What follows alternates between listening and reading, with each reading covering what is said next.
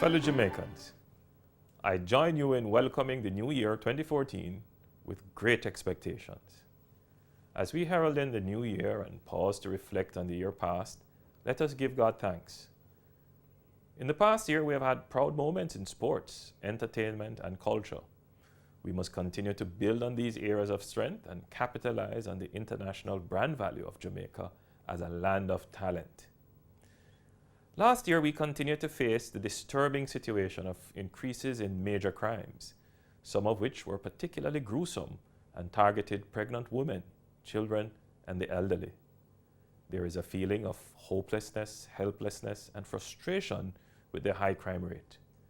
Our business leaders have expressed serious concerns as this seemingly out-of-control monster threatens investor confidence in Jamaica and consequently investments, employment, and ultimately the improvement in the standard of living of our people. As one priority for the new year, therefore, we must urge the government to address this major impediment which has many Jamaicans cowering in fear. Crime must be treated as an epidemic on our social and economic systems. Clearly, there is a failure of leadership, a marked absence of meaningful strategic approaches, and no demonstrable will to mobilize adequate resources for our national security. In my message last year, I urged that we make a positive resolution to address at least 4 other areas of concern. These areas remain just as relevant and urgent as they were last year. First, we must increase our productivity and efficiency. We pledged, as we accepted the objectives of Vision 2030, that we would create a new productivity culture. We are a long way from achieving this. Second, the high cost of energy continues to be a major concern. Government must fast-track the build-out of the new power facilities. Corruption continues to destabilize our society.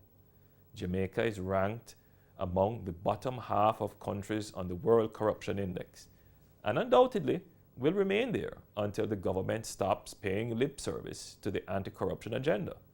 Let us pledge to correct this for the new year. We must pay meaningful attention to education reform.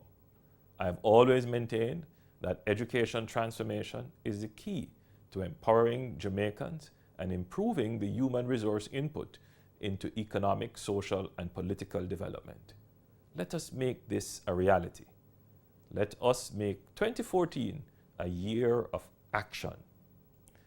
The opposition will continue to protect the interests and advance the hopes and aspirations of the Jamaican people. May God bless all Jamaicans. Let us strive to make our country a better place to live, work, raise our families, and do business. Do have a happy, blessed, and productive 2014.